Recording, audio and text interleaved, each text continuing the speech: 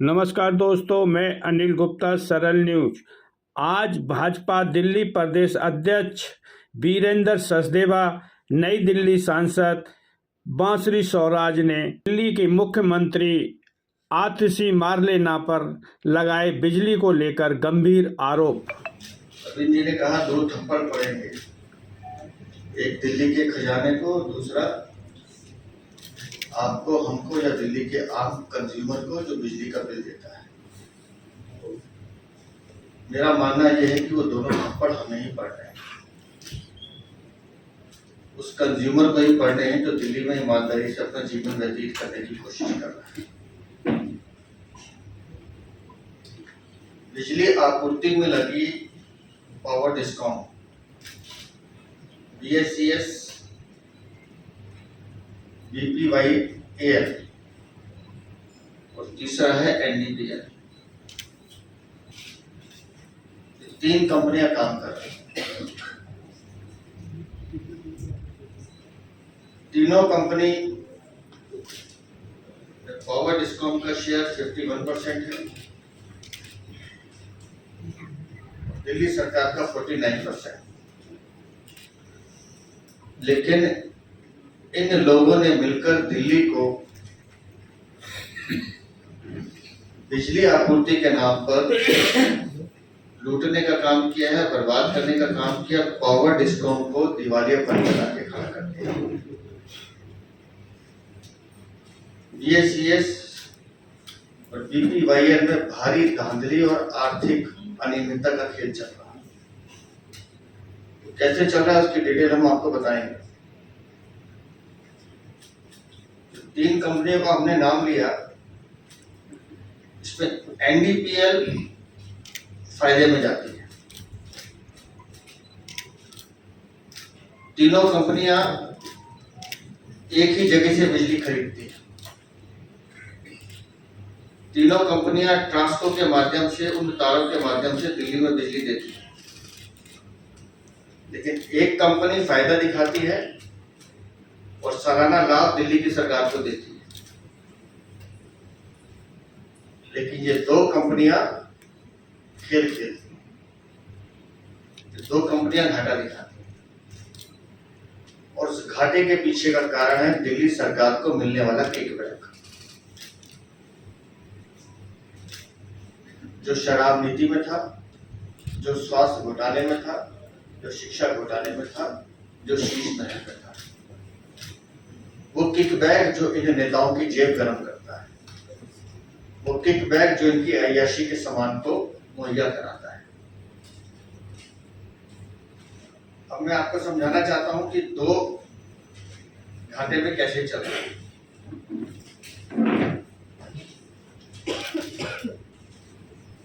ये तीनों कंपनियां जो बिजली लेती हैं, वो 6 कंपनी हैं जिनसे ये बिजली लेती हैं। ये नोट करने की बात है। पहली कंपनी है NTPC, सरकारी कंपनी है।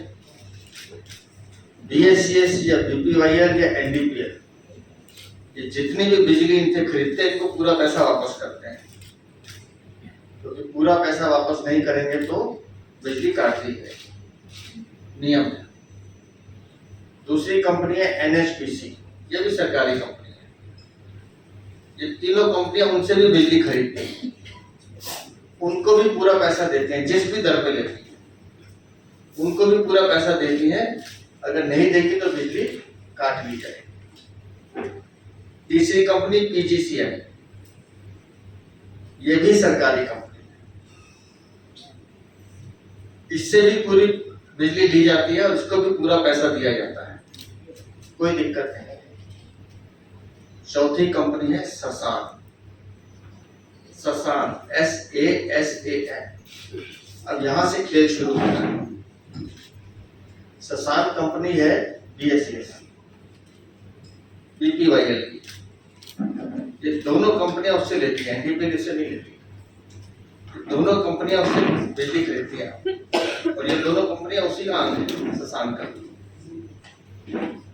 ससान से जितनी बिजली लेती हैं उसको भी पूरा पैसा वापस करते हैं। मतलब मेरी परचून की दुकान है, मैं अपने घर के लिए आटा, दाल, सब्जी कुछ खरीदता हूँ, तो मैं पहले वो पैसे अपनी दुकान के गल्ले में डालता हूँ, फिर वो पैसा सामान लेके घर जाता हूँ, ताकि मेरे को घाटा ना हो, मेरी दुकान भरी रहे।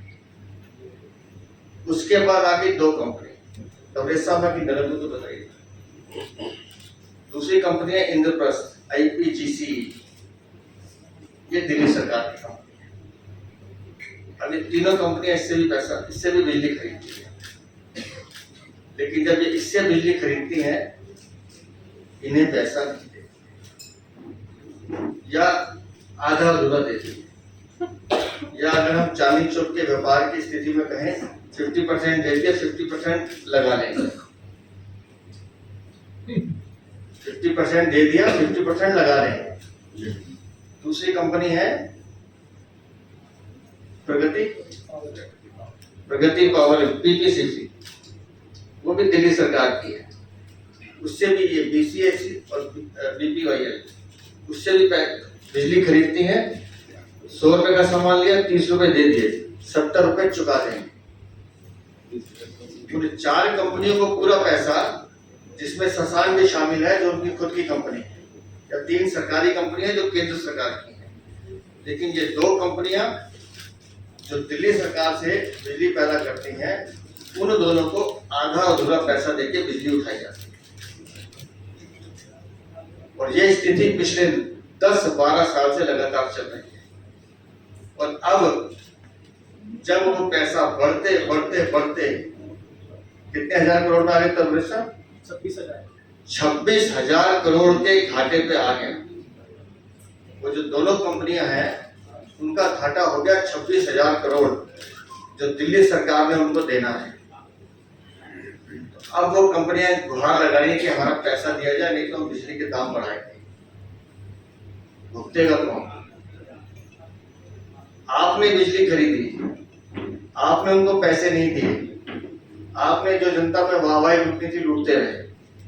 लेकिन अब जब वो कंपनी कह रही है कि हमें बिजली के दाम बढ़ाने हैं, तो आप कह रहे हैं नहीं, हम तो कोर्ट में जाएंगे। और मजे की बात यह है कि कोर्ट में 21,000 से ज्यादा एसेट्स उस कंपनी के लगे हुए हैं दिल्ली में, वो भी एसेट्स के लिए पैसे मांग रहे हैं।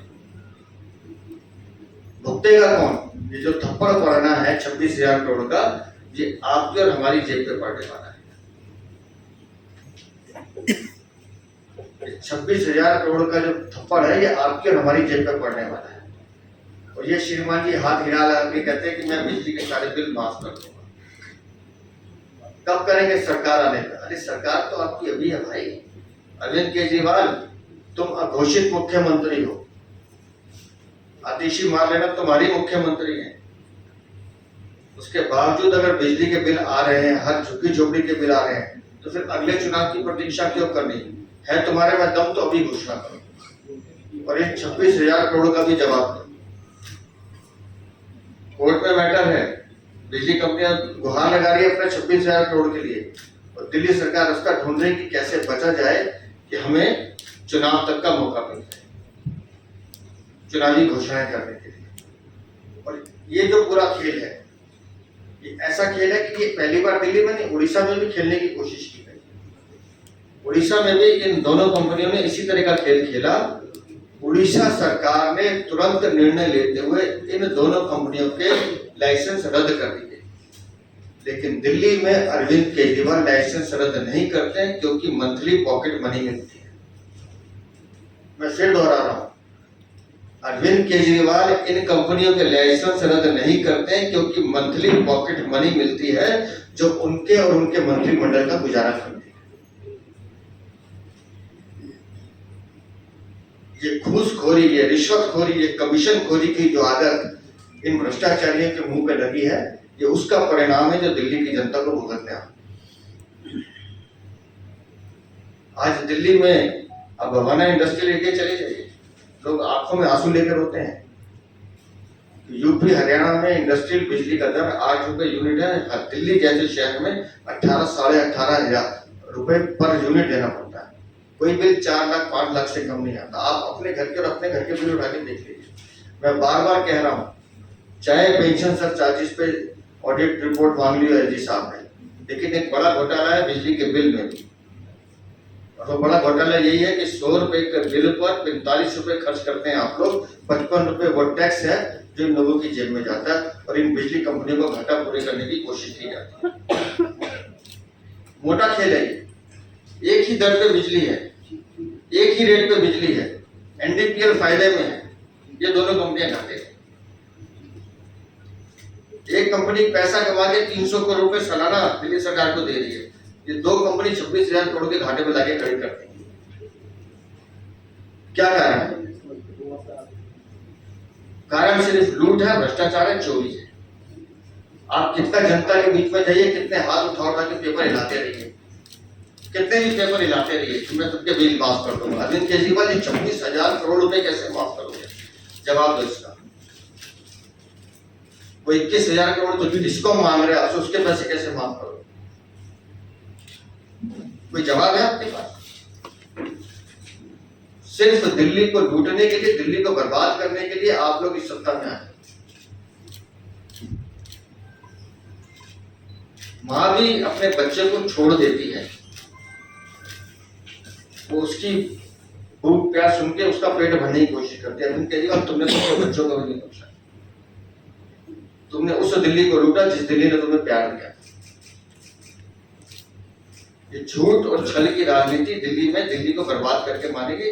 पिछले 10 सालों में दिल्ली में विकास के नाम पर सिर्फ झूठ और भ्रष्टाचार हुआ। मैं चाहूंगा इसकी विस्तार में और डिटेल में जो लीगल पॉइंट है हमारी। सबसे पहले तो छठ पूजा की बहुत बहुत शुभकामनाएं। सूर्य नारायण और छठी मैया की कृपा आप सभी पर बनी रहे। आज एक बहुत ही गंभीर मुद्दा आपके समक्ष आदरणीय प्रदेश अध्यक्ष वीरेंद्र सचदेवा जी ने रखा है, उस पर थोड़ा सा और प्रकाश डालने का प्रयास करूंगी। आम आदमी पार्टी सरकार का ये पुराना फॉर्मूला रहा है और वो फॉर्मूला है झूठे बड़े बड़े वादे करना, लेकिन जनता की झोली में केवल बोझ डालना। और यही उन्होंने इलेक्ट्रिसिटी के मामले भी करा है, बिजली के मामले में भी यही करा है। इसके दो पहलू। सबसे पहले तो आप ये देखिए, एक होता है सुशासन और एक होता है कुशासन। ये इतना ज्यादा कुशासन है उनका कि आम आदमी पार्टी ने इस बात पर ध्यान ही नहीं दिया कि जो रेगुलेटरी एसेट इलेक्ट्रिसिटी कंपनीज के वो होते हैं उसको इन्होंने 21,000 करोड़ रुपए तक पहुंचने दिया। मैं आपके समक्ष एक टैरिफ पॉलिसी का क्लॉज लाना चाहती हूं। ये है टैरिफ पॉलिसी, इसका क्लॉज नंबर है 8.2.2। इससे पहले कि मैं आपके समक्ष पढ़कर सुनाऊं, एक कानूनी पहले मैं आपको समक्ष साफ करना चाहती हूं। सुप्रीम कोर्ट का एक ऑर्डर है 26 मार्च 2014 का, और वो ये स्पष्ट कर देता है कि ये जो डॉक्यूमेंट है, यानी टैरिफ पॉलिसी का जो डॉक्यूमेंट है, इसको आप इसकी स्टैट्यूटरी वैल्यू है, यानी कि जो भी ये डॉक्यूमेंट कहता है वो इलेक्ट्रिसिटी की डिस्कॉम कंपनियों पे बाध्य है, वो बात बाइंडिंग है। अब ये क्या कहता है? रेगुलेटरी एसेट को लेकर टैरिफ पॉलिसी ये कहती है, the facility of a regulatory asset has been adopted by some regulatory commissions in the past to limit tariff impact in a particular year. अब ये नोट करिएगा, this should be done only in a very rare exception in case of natural calamity or force majeure conditions and subject to the following। यानी आम तौर पर regulatory asset की प्रक्रिया सरकारों को इसकी अनुमति ही नहीं देनी चाहिए। टैरिफ पॉलिसी ये कहती है कि बहुत ही रेयर केस में आपको रेगुलेटरी एसेट का प्रावधान रखना चाहिए, वो भी अगर किसी प्रकार का नेचुरल डिजास्टर हो जाए, कोई ऐसी प्राकृतिक आपदा आ जाए कि आपको ये लगाना पड़ा, वरना रेगुलेटरी एसेट लगना ही नहीं चाहिए। इसके बाद 8.2.2 बी कहती है कि ये रिकवरी जो है रेगुलेटरी एसेट की, ये कब होनी चाहिए? Recovery of outstanding regulatory assets along with carrying cost of regulatory assets should be time bound and within a period not exceeding 7 years। यानी दिल्ली सरकार को सबसे पहले तो रेगुलेटरी एसेट लगने ही नहीं देना चाहिए था। ये कहती है टैरिफ पॉलिसी। अगर उन्होंने लगाया तो ये केवल तब लगाना चाहिए था जब किसी प्रकार की प्राकृतिक आपदा या कोई बहुत ही एक्सेप्शनल सर्कमस्टांस हुआ। ऐसी प्रकार की कोई आपदा नहीं थी, ऐसी कोई सिचुएशन नहीं थी। अगर उन्होंने ये रेगुलेटरी एसेट लगा भी दिया तो इसको एक सीमित समय में, एक सीमित अवधि में रिकवर करना चाहिए था, यानी 7 बरस से ऊपर नहीं जाने देना चाहिए था। बहुत दुख से कहना चाहती हूं, दिल्ली सरकार ने कोई ठोस कदम नहीं लिया और ये जो लायबिलिटी है दिल्ली की जनता पर 21,000 करोड़ रुपए का कर्ज आम आदमी पार्टी सरकार ने, माननीय अरविंद केजरीवाल जी की बेपरवाही ने, माननीय मुख्यमंत्री आतिशी जी की लापरवाही ने 21,000 रुपए का बोझ और कर्ज दिल्ली पे लाद दिया। पर मार यही नहीं रुकती, ये तो दो तरफी मार है। और दो तरफी मार इसलिए है क्योंकि डिस्कॉम्स ने जो रेगुलरली पैसा दिल्ली सरकार को देना था वो उन्होंने वसूल नहीं करा। आप ये देखिए, ये दोनों कंपनियां BSES यमुना प्राइवेट लिमिटेड और BSES राजधानी प्राइवेट लिमिटेड, इन्होंने अपने बाकी रेगुलर सप्लायर्स को टाइम बाउंड तरीके से पेमेंट करी, पर दिल्ली सरकार ने क्योंकि अपना पैसा वसूल नहीं करा, वो ड्यूज हो गए 26,000 करोड़।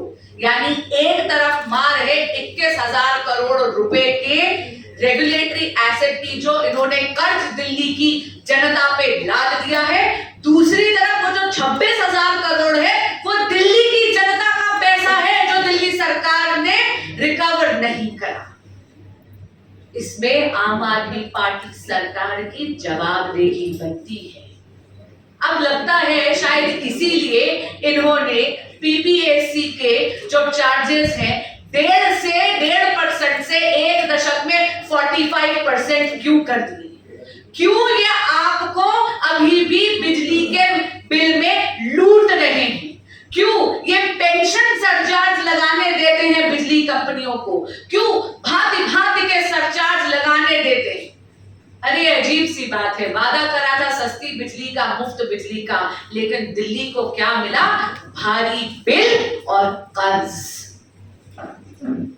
मैं पुनः कहना चाहूंगी माननीय अरविंद केजरीवाल जी और माननीय मुख्यमंत्री आतिशी जी को कि दिल्ली की जनता के साथ कब तक आप ये विश्वासघात करते रहेंगे?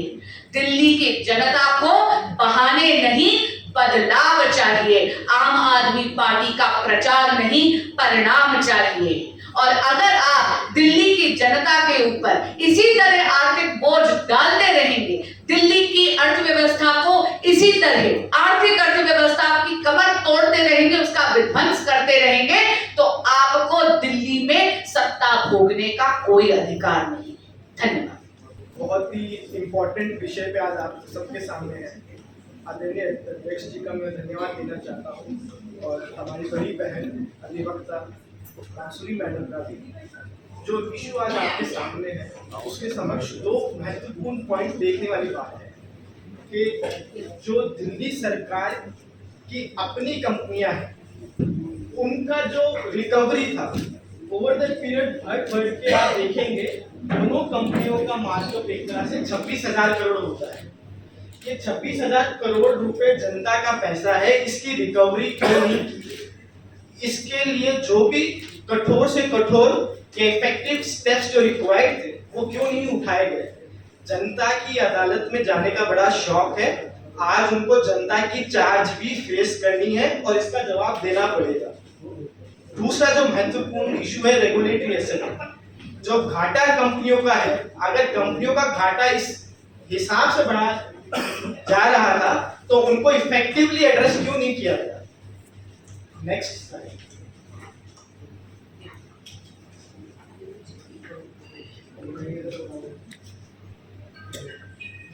ये घाटा दर्शाता है कि आज की तारीख में दोनों कंपनियों का घाटा बढ़ के कैसे 21,000 करोड़ हो चुका है।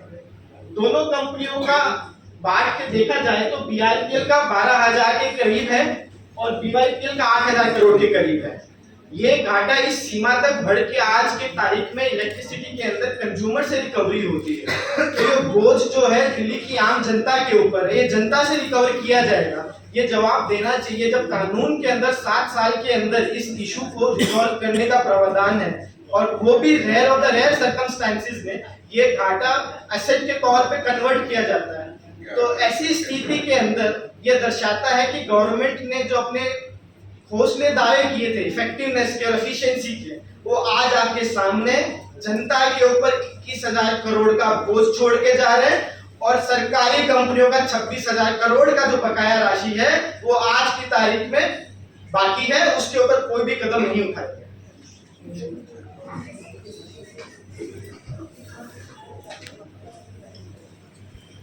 सिंपल सा जो सवाल समझ में आता है कि अगर लाइसेंस के आधार पर आप आपूर्ति नहीं कर रहे हैं और नियमों की अवहेलना कर रहे हैं तो फिर आपने इनका लाइसेंस रद्द क्यों आप 10-12 साल से इन कंपनी के साथ काम कर रहे हैं? कारण वही है, मैंने कहा किकबैक।